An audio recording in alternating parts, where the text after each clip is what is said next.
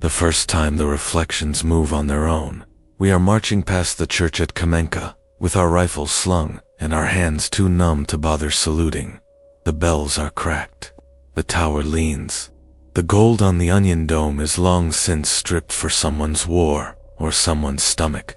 It is March 1942, and the snow is black with soot from burned roofs and wet with the thaw, and our boots throw up mud that smells like a grave being opened. "Eyes right," Captain Borodin calls, out of habit, out of parade ground instinct, not out of respect. His voice is hoarse. We are on the colline in front, not Red Square, and the only thing left to salute on that street is a church with broken icons and a bullet-punched cross. No one lifts a hand. We are too tired, too hungry, too aware that the Germans are somewhere ahead of us in the forest, waiting with machine guns and wire and mines. But as we pass the church, the tall side windows catch us, panels of glass in rotting frames, crusted with frost on the inside, streaked with smoke on the outside. I walk in the second rank from the front, just behind our company standard. I see us in the corner of my eye, column, gray coats, helmets, rifles, and in the reflection, 100 right hands snap up to caps in one perfect line. The sound that breaks in my throat is somewhere between a cough and a curse. I don't raise my hand, none of us do. The men beside me keep trudging. The straps creak. Someone coughs up phlegm. Borodin's boots splash in a pothole full of brown slush. But in the glass, our reflections stand sharp and straight, arms bent at the exact angle, fingers touching the sweat-darkened brims. "Lieutenant," someone mutters behind me. I keep walking. The regiment's rule is simple. Don't stop on the road. Don't break the column. Don't show weakness in front of the villagers, looking from the windows. At least, that is what the drill books say. The village of Kamenka barely looks back. A few gray faces in doorways. A woman in a scarf with a child on her hip. An old man with one arm, his sleeve pinned, leaning on a stick. Smoke curls from a few surviving chimneys, bitter and thin. Chickens scratch in frozen filth. We march with our eyes forward. The reflections salute until we pass out of their frame. When we clear the last house, Misha Kravchenko drops back to my side. He is a stocky sergeant from Kharkov, cheeks still round under his stubble, always chewing something even when there is nothing to chew. He spits a brown thread into the snow and jerks his head back toward the village. "You saw that, Lieutenant Sokolov?" he says. "Don't pretend you didn't." "I saw us marching," I say. "And I saw your boots out of step, as usual," he snorts. The men around us trudge, breathe, shift their rifles. The column stretches down the road, 200-300 men visible, more behind. "In the glass," he insists. "They saluted. We didn't. I know my own arm. Keep your voice down." I glance toward the front of the company. Borodin's shoulders are a rigid block, his cap pulled low, his collar turned up. "You want the captain to hear you talk about church tricks." Misha grins, but it doesn't reach his eyes. He pulls the little tin cross he keeps on a string under his shirt, kisses it quickly, then tucks it back away like a man hiding a cigarette. "Maybe the church is offended we didn't give it respect," he says. "Maybe next time we pass, it will march without us too. The only thing offended in that village is the old priest," I say. "If he's still alive." "The priest is dead," someone says behind us. "You heard the old woman. He died the day the bells rang, without anyone pulling the rope." The voice belongs to Private Yakov Levin, our signalman, thin, sharp-nosed, glasses pushed up under the rim of his helmet, field phone strapped to his back. He usually keeps quiet, listening more than he speaks. Now his eyes are fixed on the road, but his fingers twitch against the coil of wire in his hands. "When did you talk to any old woman, Levin?" I ask. "Last night," he says. "When we bivouacked in the school. She came with bread. She said, we shouldn't march past that church on a Sunday." "It's Thursday," Misha says. In her head, every day is Sunday, Levin mutters. Ahead of us, the regimental drum truck rattles. A horse whinnies, in protest at a pothole. The March wind comes across the open fields, wet and sharp, carrying the smell of thawing earth and distant wood smoke and something else, faint and sour, like candles burned days ago in a room where someone lay dying. I don't look back at the church. We reach the bend in the road where the forest begins. Black trunks, white snow in patches between them. Somewhere in that maze, Germans are digging in, stringing wire, setting mines. Our orders are simple. Advance. Take the ridge beyond the river. Hold for the next push.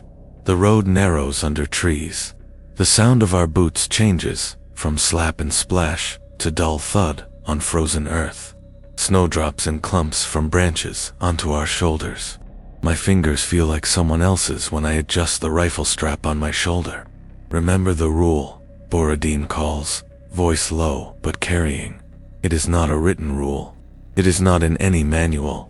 It came from the men who were here before us, the regiment that held these lines in winter and vanished in January when the Germans counterattacked. Never march past Kamenka church alone. Never look at your own reflection in its windows after dark. That is what they told us when we took over their trenches and their dugouts, still smelling of tobacco and sweat and fear long after their owners were gone. Another rule, never say the names of villages where whole units went missing. Call them by numbers, by map coordinates, by sectors. Leave the names to the locals and the dead eyes front, Borodin adds. Misha falls silent. Levin presses his lips together and hums under his breath, some half-remembered tune from Leningrad. A crow calls once from the trees, harsh, like someone tearing cloth. The road winds deeper into the forest. That night, the legend unfolds like smoke around a bivouac fire. We dig shallow foxholes under the pines, string camouflage netting between trunks, cover trucks with branches. The air is wet. Snow in the ditches, mud under the top layer of needles. Men curse quietly when their boots sink. The sky is low and gray, promising more thaw, more misery. By evening, the field kitchen finds us, a wheezing tractor dragging a cauldron on wheels. The smell of cabbage soup pulls men from foxholes and blankets like a magnet. They line up with mess tins, steam rising from mouths and cups. I sit on a cut log with my bowl between my knees. The soup is thin, but it is hot, and it has a few floating islands of fat that shine like little suns. Misha slurps beside me, holding his tin with both hands like a child. Levin eats, standing up, spoon in one hand, the field phone handset in the other, listening for a call that doesn't come. Old Darya says, it happened first in the last war. Corporal Stepanov says, joining our circle. He is tall and narrow, with ears too big for his head and a habit of tapping his boot heel 3 times before sitting. He taps now, 3 quick knocks on the mud, then lowers himself onto the log. Not this war, the last one. The last one was 25 years ago, Misha says, bits of cabbage on his mustache. The woman must be half-witched to remember that. She is older than the icons, Stepanov says. He stirs his soup, fishing for a piece of potato that may or may not exist. She says the church glass was replaced after the Tsar's soldiers marched through. They stopped to pray. Only the ones whose reflections stepped forward died on the next attack. Stepped forward, Levin says, pushing his glasses up. Reflections do not step, Corporal. In the story, they do, Stepanov says. She says the priest then had the glass blessed to hold on to the souls, so they wouldn't wander. But when the Red Army came the first time, the glass turned dark, and no one saw themselves at all. Good, Misha says. If I don't see myself, I can't die. You can die without seeing yourself, Kravchenko, I say. Ask the men already in the ground. He grunts, then grins again, thin and quick. So what was today? He says. All of us saluting like clowns in a parade. Maybe the glass remembered, Stepanov says. Maybe it likes soldiers again. Levin wipes his spoon clean with his thumb and licks it. Or maybe, he says softly, we're just tired and saw what we expected. He doesn't sound convinced. None of us do. Because when an entire company sees the same wrong gesture in silence, you stop blaming fatigue. After lights out, the forest whispers. Wind through needles. A distant owl. the occasional cough suppressed in a blanket, the faint clink of someone shifting his rifle in his sleep. I lie in my hole with my coat wrapped tight, my back against the earth. The sky between the branches is a thin, dirty gray. I close my eyes and see the church windows, the line of us, every man's arm cutting up in one motion like the hand of a clock, jerked forward by an unseen finger. A truck passes on the road sometime after midnight. Its lights smear across the snow, then vanish. The sound fades. In the silence that follows, I hear the metallic echo of something that is not in the forest at all. A ring, a hollow thump, like a bell struck far away under a heavy cloth. I tell myself it is someone's mess tin. At dawn, we receive orders. Levin brings them from the battalion command post. Breath smoking, glasses fogged. Enemy positions confirmed across the river, he says, crouching in our little dugout as I shrug into my greatcoat. We advance through Kamenka again, cross at the ford, seize the ridge. Artillery at 0700. Our company moves on the right, through the churchyard. He doesn't look at me when he says the last part. The churchyard, Misha repeats. Good. I always wanted to be buried within sight of a decent roof. Shut up, I say without heat.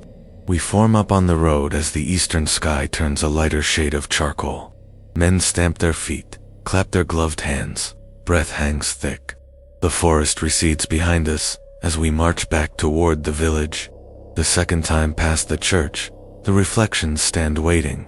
We see them before we reach the first house, a rectangle of dull light in the morning gloom, like an eye half open. The village lies quiet, smoke just beginning to rise from a few chimneys. Somewhere a dog barks once, then falls silent.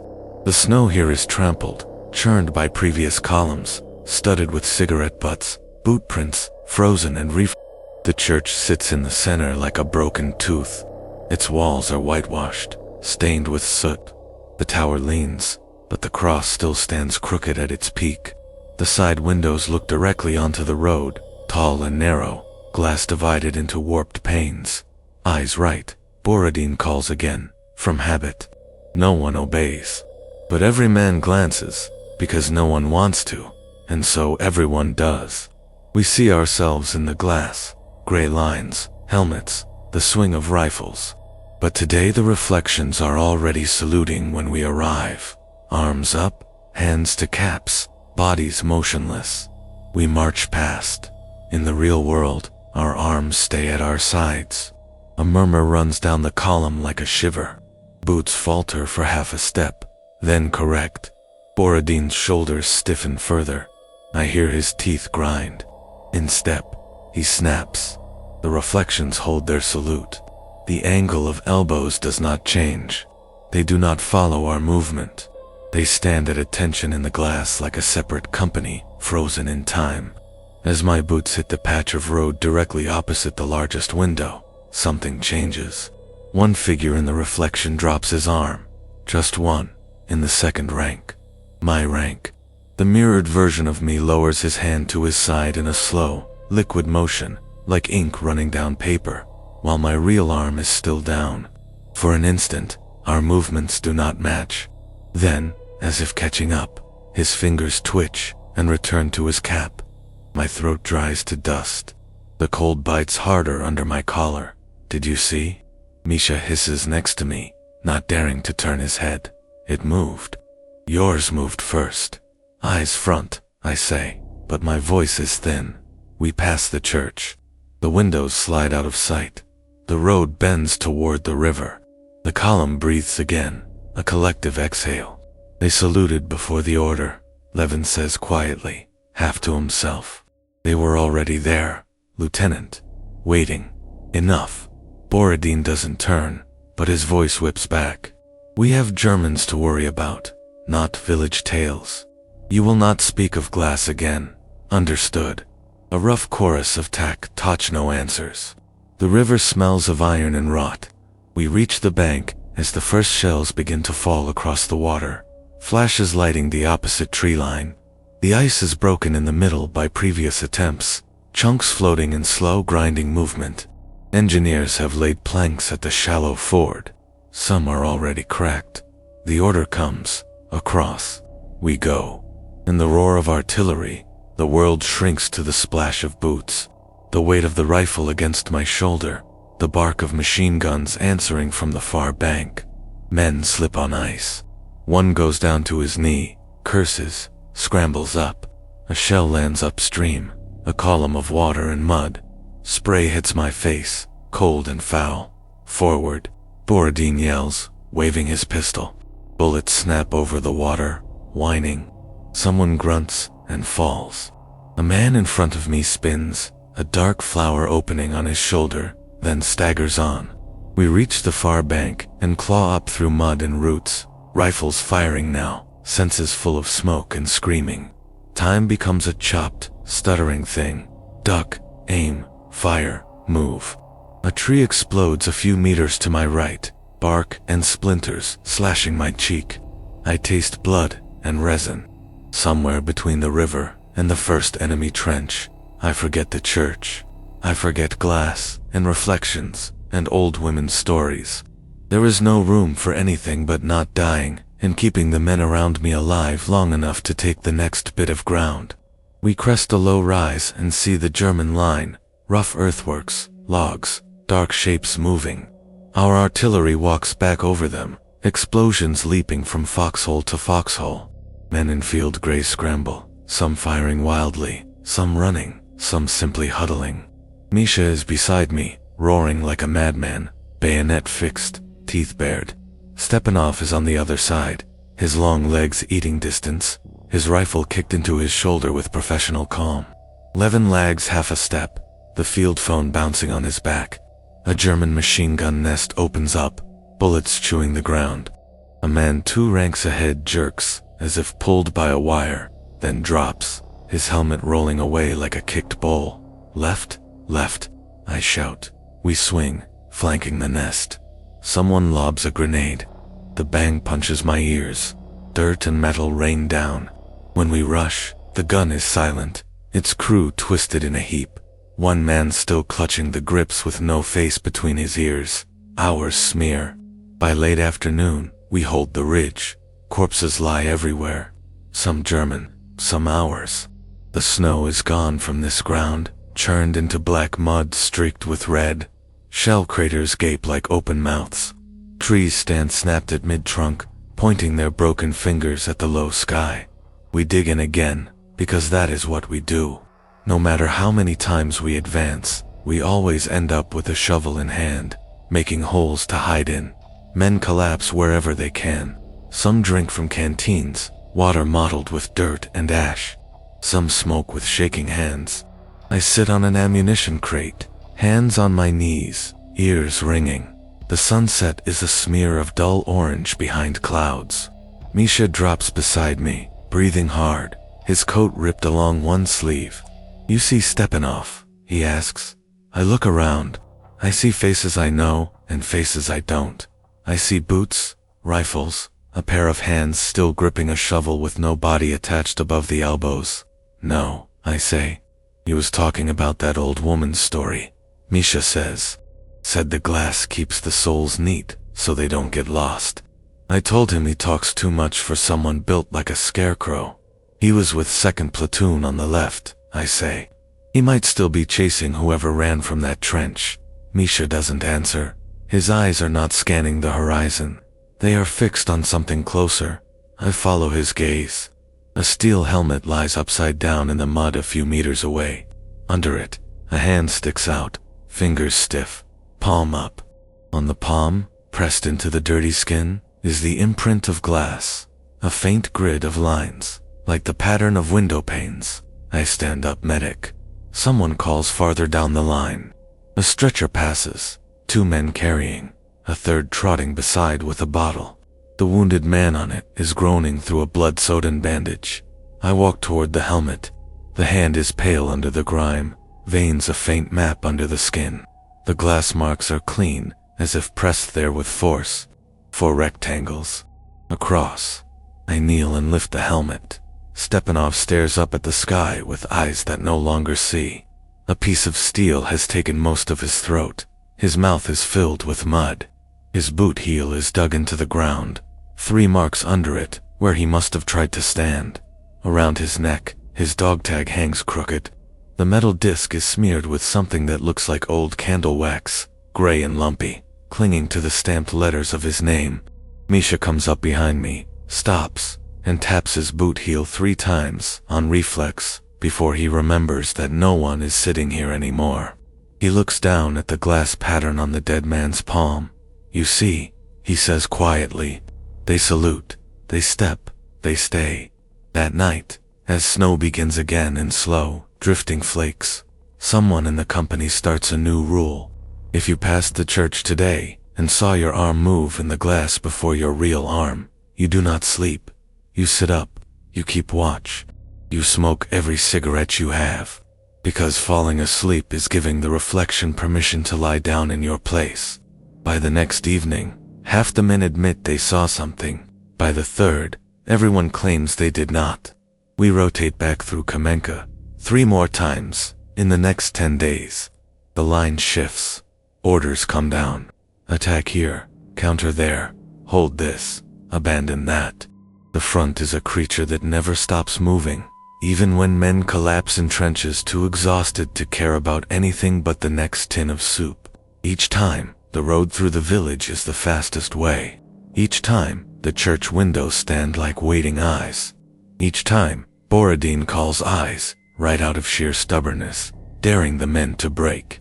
By the third pass, the reflections do not wait at attention. They move like we do but wrong. On a gray morning with wet snow fluttering, we approach Kamenka with trucks loaded, regimental bandwagon long since turned into a stretcher carrier. The church rises ahead. Its bells are silent. Its windows are dull. "Form up," Borodin calls. "Keep step. No gossip. No looking around. We are soldiers of the Red Army, not babushkas at a market." He is trying to hold the line of normality with his bare hands. We march. The moment the first rank enters the range of the glass, the reflections appear. They are us, yes. Same coats, same helmets, same slung rifles, but they are not marching with us. In the leftmost window, the column stands perfectly still. In the center window, the same men march but backward, feet sliding through mud that leaves no mark. In the rightmost window, the column salutes in slow motion, hands rising through the air, as if underwater, then falling in unison. Our boots hit the same patches of dirt. Our breath puffs. Our rifles bump our hips. "Do not break," Borodin grinds. A dog begins to howl somewhere in the village. It is a long, drawn-out sound, like a train whistle too far away and too tired. I force my eyes forward. The temptation to turn my head, to watch those 3 sets of us doing 3 different things, is like an itch under the skin. I can see movements at the edge of my vision. A man in the glass turning his head when the real man does not. A rifle shifting from one shoulder to the other without real hands touching it.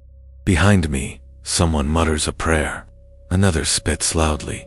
Misha is humming, lips closed, tuneless. His fingers worry the little cross under his coat. Levin's hand is white-knuckled on the field phone strap. We pass the churchyard gate. The cemetery on the side slopes away, grave markers tilting, some with carved crosses, some with simple wooden stakes. Many have no markers at all, just slight rises in the earth. Snow collects on them like a white sheet. As we reach the center window, a shape appears that is not in our column. Between my reflection and Misha's, in the glass, a man in an old uniform steps into line. His coat is not like ours. It is longer, with brass buttons down the front. His cap is tall, with a double-headed eagle. An officer's sword hangs at his side. He turns his head toward me in the glass and smiles with a mouth full of dark earth. My boots strike hollowly on the road. In step, Borodin barks again, voice fraying. No one answers him. We pass. The old man in the doorway of the nearest house spits on the ground and crosses himself. The child on his hip buries its face in his collar. When we are beyond the church, Levin stumbles. His glasses are fogged. He wipes them with a shaking hand. "You saw him," he says. "No one," I say automatically. The old one, the Tsar's man, the one with the sword, Levin insists. He was between us. In the glass only. He had Stepanov's eyes. Misha laughs, but it is a hard sound, with no humor. The priest of Kamenka must be busy, he says. He has no congregation, so he plays with himself in the windows. The priest is dead, Levin repeats. Old Daria said, enough. I cut in. Communications. You will report to battalion. The line has been cutting out during barrages. Maybe the ghosts are chewing the cables, eh? He pushes his glasses up again and nods, grateful for an order that takes his mind somewhere else. By the time we return to the front, a new rumor is circulating. Some say Kamenka Church was built on the bones of deserters from the Tsar's army. Others say a regiment of white guards was locked inside and burned during the Civil War. Old Daria mutters that the first bells were cast from melted down shackles, iron that remembers wrists and ankles, and that anything reflected in those bells' sound will be called back when it dies. The chaplain attached to division, Father Anatoly, visits our dugouts once. His beard is short, his cassock patched, a red army star pinned crookedly to his cap. He blesses a few icons, says some words over a row of shallow graves. When someone mentions Kamenka, he crosses himself twice and changes the subject. Churches belong to God, he says, but his eyes slide away. Whose God? Misha asks after he's gone. Ours or theirs or the one in their stories. Whichever one is listening, I say. The next attack comes at night. Snow has turned to sleet. The sky is a low lid. Our breath hangs like steam from a locomotive. The order comes, silent advance, bayonets fixed, no shooting until the flare goes up. We move through the forest in a long, gray snake. Boots crunch, rifles whisper. Somewhere ahead, the river glints in patches, catching stray light from artillery bursts farther down the line. We are not supposed to go through Kamenka this time. The plan is to cut across fields, hit the German flank. But plans in Russia in 1942 are suggestions given to mud and weather and enemy guns. Halfway through the trees, we bog down. A truck slides into a ditch. A horse breaks its leg. Someone misreads a map by dim light. The column veers. We emerge on the road by the village almost by accident. The church is a darker shadow against the night sky, its outline just visible. The windows are black rectangles, no light inside, no reflection possible, not without something to bounce. Still, as we draw closer, the hairs on the back of my neck rise. Lieutenant, Levin whispers, falling in beside me. We can take the path through the orchard. It'll detour us around the church. The path is narrow, I say too slow. We'll miss the artillery coordination. Maybe that would be good, he murmurs. Orders, I say. Stay in line. Sometimes leadership is just saying the word orders and pretending it is enough. We march. Snow squeaks under boots. Ice cracks in frozen puddles. The village is quiet. No dog barks this time. No lights in windows. It is as if everyone has decided to hold their breath until we are gone. When we are opposite the church, the sleet stops. Just like that. One moment, cold needles in our faces. The next, nothing. The silence after is enormous. Eyes right, Borodin says, out of habit. There is no light. There should be no reflection. Yet the windows are full. Not of us. Not entirely. The glass shows a column under bright sun. Shadows fall sharp on the road. Men march in summer uniforms, collars open, caps pushed back. Their faces are relaxed, some even smiling. A banner snaps above them, red and clean, not the mud-streaked rag we carry now. Among them, I see myself, younger by years. No lines at the corners of my mouth, no scar across my cheek. Misha is beside me, rounder, laughing. Stepanov is there, very much alive, his long legs easily keeping pace. They march in perfect formation in that sunlit world, passing the church in a time that is not ours.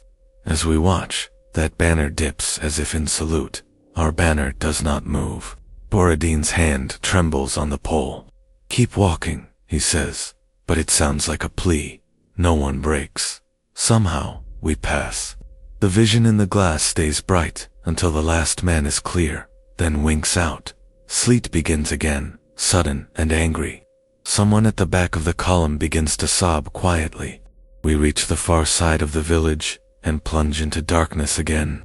Later, under German shell fire on the riverbank, I find myself checking my own shadow more than the fall of the rounds. The first time a man dies exactly as his reflection did, no one says anything. It is too precise. We attack at dawn 3 days later. Same objective, ridge beyond the river, German positions dug in deep. Our artillery opens up before first light. The shells flicker on low clouds, flashes turning the world into a sequence of white negatives. We go over the top under that strobe. Levin runs ahead of me, field phone cable paying out behind him like a black snake. Misha is to my left, teeth clenched around a cigarette, as if he can hold the world together with that one thin roll of paper. Keep low, I shout, though he knows. Machine guns chatter, men fall, the ground bucks. The sounds blend into something that is not quite thunder, not quite screaming. We hit the river, cross on planks, slide, scramble, swear. On the far bank, as we rush a trench, a mortar shell lands 2 meters short of Misha. It does not explode. It spins in the mud, hissing. He looks down at it, then at me, and laughs. Some insane edge in it. You see? The reflections can't aim, he cries. I drag him onward. We take the first trench. Germans throw up their hands. Some, others fight until bayonets find them. A Bavarian boy with downy hair drops his rifle, eyes huge, then collapses when someone else's bullet finds him anyway. We push on, yard by yard. In a lull, crouched by a fallen tree, Misha wipes mud from his face with a sleeve. If I live through this, I will go back to Kharkov and never walk past a mirror again, he says. I will shave by touch. He leans back against the tree. For a heartbeat, everything is almost quiet. Then a sniper's bullet finds the notch between his eye and his helmet rim. His head snaps sideways, as if someone jerked a cord. The cigarette falls from his lips into the mud, still burning. He slides down the trunk, leaving a dark smear on the bark, and is gone before I can say his name. In my mind, as I stare at the blood darkening on his collar, I see an image from 2 days before, Misha's reflection in the church window, leaning casually against an invisible tree, smoke curling from the corner of his mouth, while the real Misha, in front of the glass, walked past upright. The positions were reversed, the movements slightly out of sync. The bullet, when it came, put them back together. We bury him in a shallow grave behind the ridge, among others, with a piece of board hammered into the ground at his head. Someone scratches Kravchenko MI into it with a bayonet and adds a clumsy cross. The little tin cross from around his neck we find hours later in an impossible place. It is embedded in a crack in the church window, pressed halfway through the glass, as if someone had pushed it from the other side. Old Daria is standing in the churchyard when we return, skin the color of paper, scarf tied so tightly under her chin that it folds her cheeks. Her eyes are pale and sharp. You don't listen, she says, voice like dry leaves. You march past and pretend not to see. The glass remembers. It is not interested in your pretending. Who died here first? Levin asks her, unable to help himself. Tsars, men, whites, reds. She taps the side of her nose with a gnarled finger. Men who thought saluting would keep them safe, she says. Men who thought looking straight ahead would keep the shadows behind them. In the weeks that follow, patterns emerge. A man whose reflection always marches half a step behind trips a mine laid exactly where no one expected it. A boy from the latest batch of replacements who never sees himself at all in the glass-only empty panes. Where he should bait, takes a bullet meant for someone else, thrown by a mortar blast into its path. A sergeant who jokes that his reflection looks better than he does finds his own face in the bell metal one night, upside down, eyes closed, mouth open in a final shout. Each time, someone notes it. Each time, we tell ourselves it means nothing. Each time, The rule grows. By May, there is an unspoken agreement. We do not speak the name of Kamenka. We call it Kilometer 13. We do not say church. We say the building. We do not look into the glass, but the glass looks into us. One evening, while the regiment is pulled back for rest to a village 10 kilometers away, a group of us sit in a barn, sharing a bottle of something that may once have been potato. The straw smells of animals long since eaten. The walls are plastered with old religious prints, saints and angels half torn, their eyes scratched out by bayonets or time. Levin lies on his back, staring at the rafters. If the reflections salute when we pass, he says, "Who are they saluting? The regiment?" I say. It is the easy answer. "They don't salute when we dress ranks for inspection," he says. "Only there, only on that road. Maybe they are saluting the dead," another man says from the darkness. It is Private Kolya Abramov, thin as wire, an orphan from Smolensk, who never talks about before the war. He sits with his knees drawn up, arms around them, rifle across his lap. His eyes catch light like an animal's. "They stand there and watch us go forward," he says. "They know which ones will join them. So they raise their hands, like older brothers, greeting." He lifts his own hand, fingers trembling. Not goodbye, hello. No one laughs this time. After that night, more men start removing anything reflective from their kit. Mess tins are dulled with soot, bayonets are kept dirty, helmets get covered with extra cloth. At the pump, men drink with eyes closed, so the water's surface cannot show them anything they do not want to see. The regiment begins to look less like an army, and more like smudges, moving through a smudged world. Command notices only that our discipline on the march remains exemplary. No one breaks ranks near Kilometer 13, no one lags. No one stops for dropped kit. Fear can look like professionalism from a distance. Summer comes. The mud dries, then turns to dust. The forest changes from black and white to green and brown. Insects rise in clouds from the river. The smell of rot deepens. Rumors of Stalingrad begin to circulate, a distant name. Our front does not move much. We take ground, lose it, take it again. Each time, the road through Kamenka lies like a nerve, exposed. One blistering afternoon, with the sky utterly clear and the sun beating down, we march once more past the church. The windows are open, no glass, blown out by a near miss days before. We can see directly into the dark interior, the iconostasis with its saints dulled by smoke. The altar steps cracked, a side door hanging off its hinges. Cobwebs float in the corners. Flies buzz. No glass, no reflections. Men relax by half. Shoulders loosen. Someone even whistles under his breath. I look into the open window as we pass. There, in the shadowed interior, stand ranks of men. They are faint, like dust motes in a sunbeam, but unmistakable. Gray forms, lined from wall to wall, filling the nave from the back to the very edge of the window. They wear uniforms from different times. Tsarist coats, red army tunics, civilian jackets with armbands. Some have medals pinned. Some have holes where medals should be. Some have no faces at all, just smooth emptiness, as if erased. Every single one of them is saluting. Their hands are up, fingers razor straight, held so long that arms should have trembled with fatigue. They do not waver. Their eyes, those who have eyes, follow us. Between them, here and there, gaps show where someone is missing. Man-shaped holes in their ranks. As we pass, some of those gaps close. Figures step into them from nowhere, sliding into place with the smooth inevitability of pieces in a puzzle. I recognize some faces. Men I watched die in the last months. Stepanov with his 2 large ears. Misha, cigarette at the corner of his mouth, eyes crinkled. A German boy with downy lip hair who fell in our trench. They all wear the same distant expression now. Their salutes are for us, not in honor, in acknowledgement.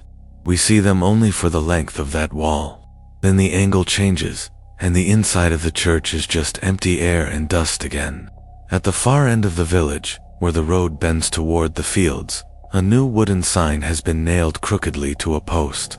On it, in wobbly letters, someone has written, "Do not look back." By autumn, few of us who saw that line of the dead remain alive or uninjured. Shells do not care for patterns. Bullets don't read legends. Disease and exhaustion take their share. Replacements pour in, young and old, eyes too bright at first, then dulling. The story spreads like smoke. New men arrive, knowing it already. There is a church on this front, they say, huddled in tents, breath steaming. The glass salutes you. If you salute back, you won't make it to winter. We tell them not to be stupid. We tell them to keep their minds on the enemy. We tell them the real danger is mines and artillery, not reflections. But none of us laughs when we say it. A few days before the order comes down for a major withdrawal, I am called to the regimental commander's dugout. Colonel Zhukov, not that Zhukov, but a shorter, thicker, more tired versions, sits behind a plank table with maps spread. A cigarette burns in an ashtray. The air is thick with smoke and damp earth, and the metallic temps of sweat.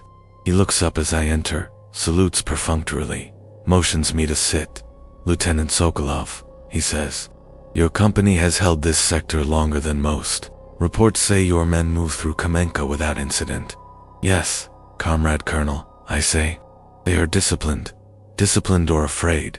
he asks. "It amounts to the same thing when shells fall," I say, before I can stop myself. He snorts, half amused, half not. "What do you make of the church?" he asks. It is a strange question from a man who usually speaks in numbers and sectors. "It is a building on our line of march," I say carefully. "It restricts our field of fire in the village and provides the enemy with a potential observation point if they ever take it." He waves a hand impatiently. "Not that," he says. "The stories. The salutes." I look at him. His eyes are bloodshot, ringed with black circles.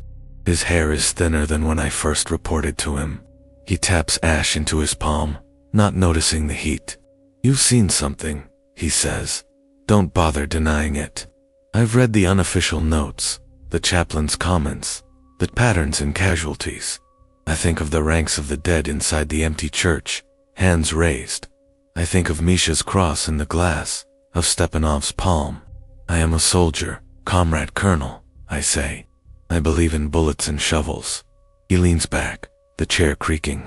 "I believe in rail schedules," he says. "In how many wagons of ammunition arrive when they are supposed to. In how many men hold a trench at dawn. But I also grew up in a village with a statue that wept once when the river flooded, and no one could explain it. So," he stubs the cigarette out hard, "they are closing this sector. We are pulling back in stages. The last column will march past Kamenka tomorrow before sunrise. It will be your company, plus survivors from others. I want order. No panic and no hysteria. We have enough of that from headquarters." "Yes, Comrade Colonel," I say. He fixes me with a look. "Whatever happens on that road," he says, "you will see the men through. You will not let them run. You will not let them stop. Do you understand?" "Yes," I say. He nods once, and if the glass salutes, he adds, almost as an afterthought, "Do not answer." I don't know what is on the other end of that greeting, and I don't intend to strengthen it. That night, sleep does not come.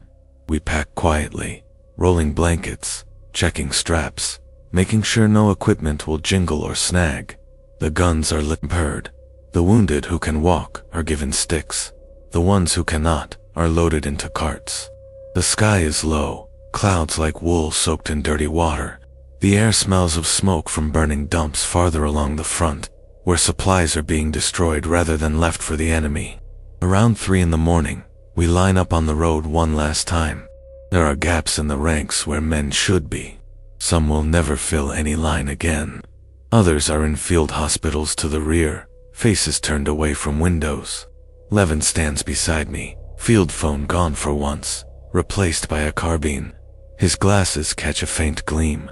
Kolya is there too, looking smaller than ever, his rifle almost as tall as he is. Borodin is not with us. He died 2 days earlier, a shell fragment in his chest. His place at the head of the company is empty. I take his spot. We move. The village is a darker blot ahead. No lights, no barking dogs. Everyone who can has left. The few who cannot sit in their houses with curtains drawn, listening. The church rises. Even in this dimness, it is a presence, a black shape with a crooked tower, a cross like a broken finger. The windows are patched with boards now, glass shards still clinging in some frames. Eyes front, I say, because someone has to. Boots crunch on frost. Breath steams. As we reach the first window, the boards go transparent. Not physically. They still exist. But our eyes slip past them as if they are smoke. Inside the church, light blooms. It is not the light of dawn. It is white and cold, like winter sun on ice, like magnesium burning. The ranks are there, all of them. Every man I have lost in the past months. Every enemy who fell under our fire. Every civilian we buried. Every nameless heap in every shell hole. They stand shoulder to shoulder, wall to wall, filling every inch of space from floor to unseen ceiling. And beyond them, rows upon rows, fading into a distance that cannot exist inside those walls. Their uniforms are many. Tsarist coats with shiny buttons, red army tunics, German field gray, civilian shirts, torn suits, dresses. Some carry rifles, some carry nothing. Some have holes you can see through, some are burned black. All are saluting. Their right hands are raised, palms inward, fingers together. Some salutes are crisp, some are feeble, trembling. Some arms are missing and raised only to the stump. Their eyes are fixed on us. As we march, they do not move. They do not mouth words. They simply hold that gesture, a frozen wave, a greeting or a command. My own dead are there in the front row. Misha's Borodin, who died only days ago, already in place, his greatcoat unbuttoned, his cap at a perfect angle, no blood on his chest. Even the German boy with downy lip hair. Their faces are calm, as if this is where they were always meant to be. My own space, I see now, is empty. A gap in the line, exactly at my height. It travels along beside us, always opposite my shoulder as we move. I feel my arm twitch. Every instinct drilled into me from cadet school says, you salute your comrades. Every rule born in the trenches says, you do not.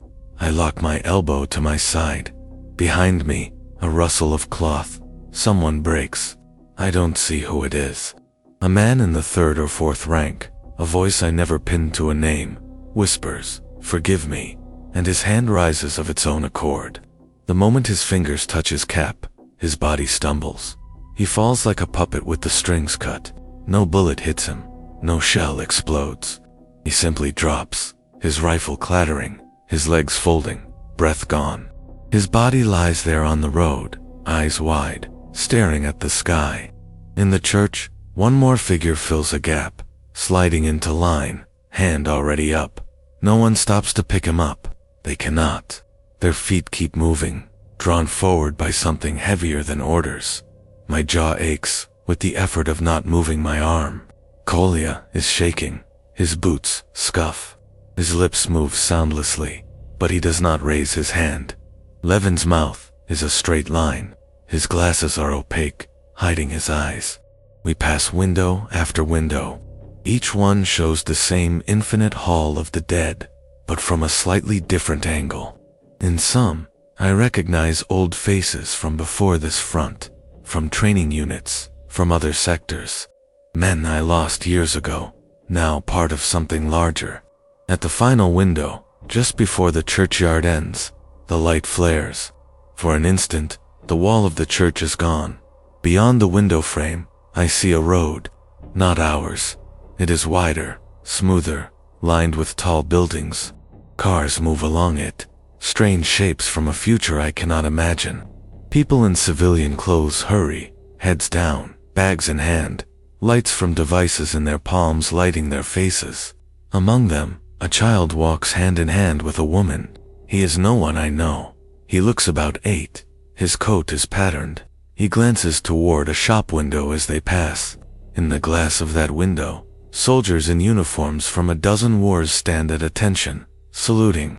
The child flinches, looks away, clutches his mother's hand tighter. Then the scene blinks out. The church wall is solid again. Our road stretches ahead. We clear the village. The cold air feels thinner, as if we have passed through a membrane. No one speaks for a long time. Behind us, the church bells begin to ring. We are too far for anyone to be pulling the rope. The sound is muffled, as if underwater, but it follows us for kilometers, fading slowly. By the time the road bends and the village is out of sight, the bells are gone. Only then does someone at the back of the column begin to sob. We do not turn around. We do not look back. Years later, in a city rebuilt from ashes, I pass a church. It is not Kamenka. That village may not even exist anymore. The war moved over it like a millstone. Maps have been redrawn, names erased. Still, the shape of the steeple, the angle of the roof, make my skin prickle. I am older, my hair is thinner. My hand aches in the cold from old wounds. The street is busy, trams clanging, people rushing. In the church window, the glass is clean. I catch my reflection. Gray coat, flat cap, lines in my face, eyes that have seen too much. Behind my shoulder, for an instant, I see ranks. Not as many as in Kamenka, not yet, but enough. Misha, chewing on a phantom cigarette. Stepanov, ears too big, hand halfway up. Borodin, stiff as ever. Kolya, rifle in hand, eyes too bright. Levin, glasses, crooked. They stand, waiting. My place in the line is still empty.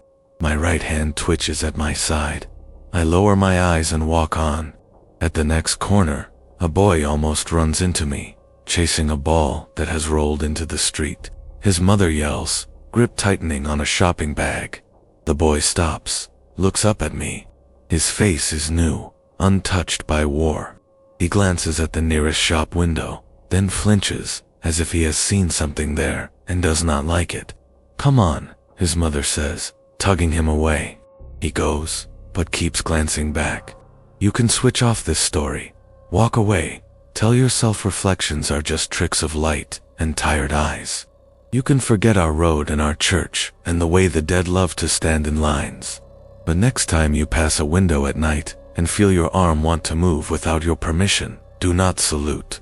Somewhere, on some front, a regiment is still marching past a church, and only the reflections are saluting back.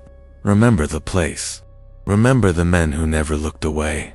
Remember Kamenka, Kilometer 13, the village with the church that kept its dead in glass.